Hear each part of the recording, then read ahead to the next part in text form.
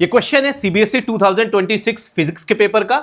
Question कुछ इस प्रकार है, rectangular loop of side L and B and resistance R is kept in a region in which magnetic field B equals to B naught sin omega t। यहाँ पे magnetic field जो है वो very कर रहा है टाइम के साथ। तो पहले गिवन देख लेते हैं क्या क्या चीजें हैं हमारे पास।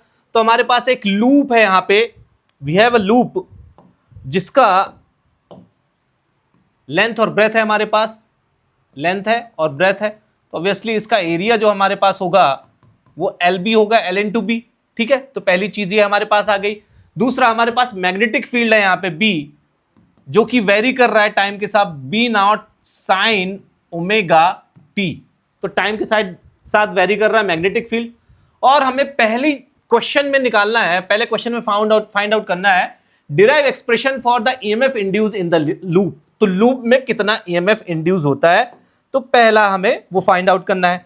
तो पहले पार्ट में हमें पता है कि भाई according to Faraday's second law, तो फैराडे का सेकेंड लॉ क्या कहता है,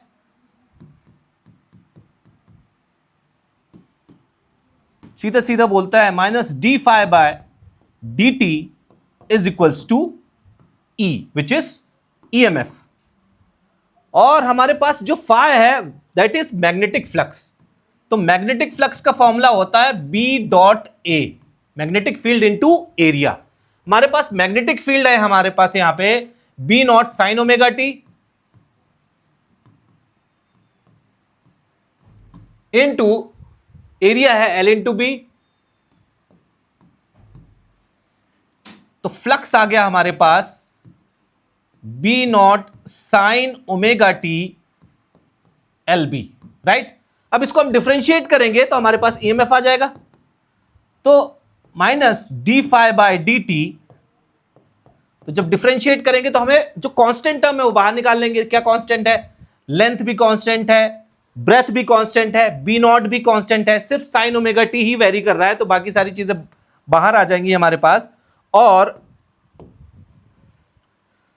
B नॉट बाहर और LB भी बाहर। तो d by d t of sine omega t, इसको डिफरेंशिएट करेंगे। आई होप ये आपने नोट कर लिया होगा। तो इसको अपन इरेज करते हैं।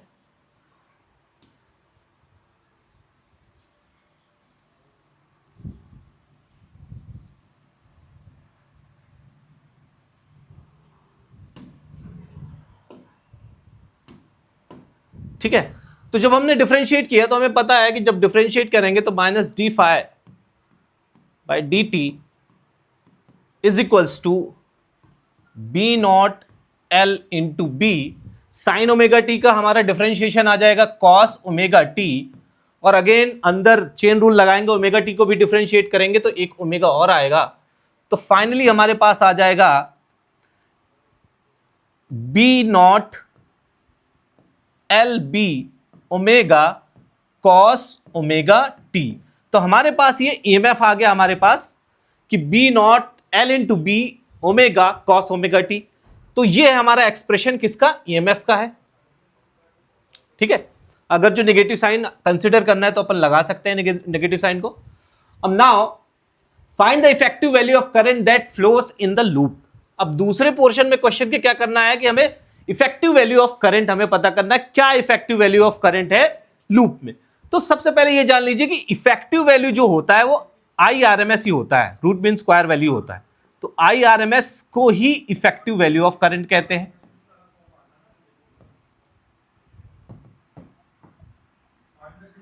इसी को इफेक्टिव वैल्यू ऑफ करंट कहते हैं। और इसका फॉर्मूला बड़ा सिंपल है, IRMS is equals to I not upon root 2। ठीक है, तो I नॉट क्या है, यहां पे मैक्सिमम करंट की जो मैक्सिमम वैल्यू है वो I नॉट है, उसको रूट 2 से डिवाइड करने से सिंपली हमें मिल जाएगा इफेक्टिव वैल्यू। तो इस वाले पोर्शन पे अपन सॉल्व करते हैं उसको।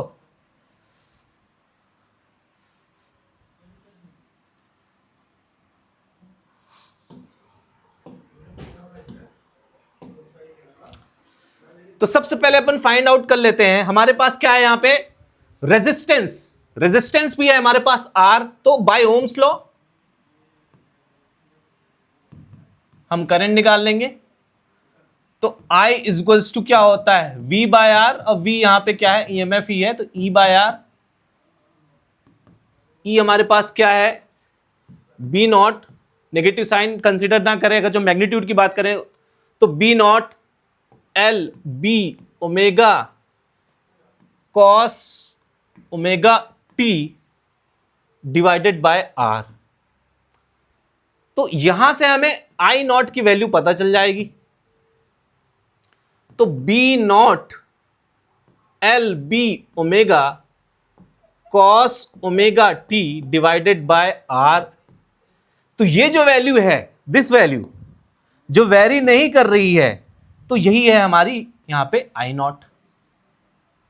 तो I R M S is equals to I not upon √2, और I नॉट हमारे पास गिवन है यहां पे, तो B naught L B omega divided by √2R। तो ये है हमारा इफेक्टिव वैल्यू, जिसको आरएमएस वैल्यू भी कहते हैं, आरएमएस वैल्यू और इफेक्टिव वैल्यू, आई इफेक्टिव। ठीक है, तो दिस इज योर सॉल्यूशन।